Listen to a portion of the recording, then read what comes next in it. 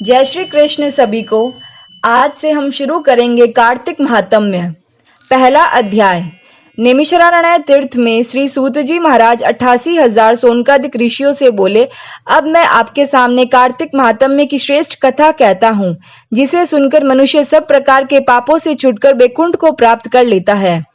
सूत जी ने कहा, श्री कृष्ण जी से आज्ञा लेकर नारद जी के चले जाने पर सत्यभामा प्रसन्न होकर श्री कृष्ण से बोली, हे नाथ, मेरा जीवन सफल हो गया। मेरे माता पिता भी धन्य हैं, जो आपकी 16,000 रानियों में मैं अत्यधिक प्यारी हुई। मैंने वह कल्प वृक्ष आदि आपके साथ नारद जी को विधि पूर्वक दान में दे दिया, परंतु वही कल्प वृक्ष मेरे घर में सदा लहराया करता है, जिसकी बात को मृत्यु लोक में कोई भी स्त्री नहीं जानती।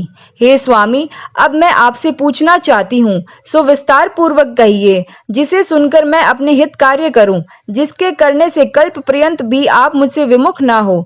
सूत जी कहने लगे, सत्यभामा के ऐसे वचनों को सुनकर श्री कृष्ण जी हंसते हुए सत्यभामा की बाह पकड़कर कल्प वृक्ष के नीचे गए और बोले, हे प्रिय, 16,000 स्त्रियों में मुझे तुम प्राणों के समान प्यारी हो। तुम्हारे लिए देवताओं और देवराज इंद्र से भी मैंने विरोध किया था। उस महा अद्भुत वार्ता को सुनो। सूत जी बोले, एक दिन श्री कृष्ण भगवान ने सत्यभामा के साथ गरुड़ पर सवार होकर इंद्रलोक में जाकर कल्प वृक्ष मांगा। तब इंद्र के न देने पर गरुड़ का इंद्र से घोर युद्ध हुआ था। हे प्रिय, जब मैं तुम्हें हर चीज दे सकता हूँ, हर एक कार्य पूरा कर सकता हूँ, तो क्या तुम्हारे आश्चर्यजनक प्रश्न का उत्तर ना दूंगा? यह सुनकर सत्यभामा बोली, हे प्रभु, पूर्व जन्म में मेरा कैसा स्वभाव था? किसकी पुत्री थी? मैंने कौन से दान, व्रत या तप नहीं किया जिससे मुझे मृत्युलोक में जन्म लेना पड़ा? और ऐसे कौन से शुभ कर्म किए कि यहाँ आकर आपकी अर्धांगिनी हुई और आप गरुड़ पर सवार होकर मुझे साथ में लिए इंद्रादि देवताओं के स्थानों में फिरते हो? तब भगवान बोले, हे कांते, तुम पूर्व जन्म में किसकी पुत्री थी? कौन से पुण्य और व्रताधिक तथा शुभ कार्य तुमने किए थे? वह सब कहता हूँ। पूर्व समय में सतयुग के अंत में मायापुरी में अत्रि गोत्र में वेदों और यज्ञों का जानने वाला देव शर्मा नाम का ब्राह्मण रहता था।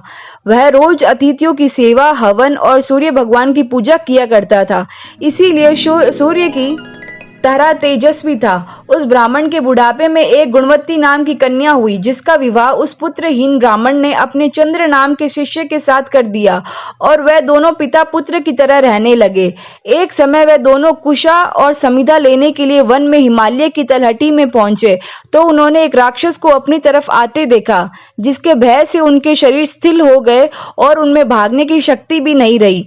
तब राक्षस ने दोनों को मार डाला। उनके धर्मात्मा होने के कारण मेरे पार्षद उनको वैकुंठ में ले आए, क्योंकि उन्होंने आजीवन सूर्य की पूजा की थी। इसीलिए मैं दोनों पर अति प्रसन्न हुआ। जब वह दोनों विमान पर चढ़े हुए सूर्य के समान तेजस्वी रूपवान चंदन और माला धारण किए हुए वैकुंठ में आए, तब मेरे पास दिव्य भोगों के भोग भोगने लगे। पहला अध्याय समाप्त। जय श्री कृष्ण।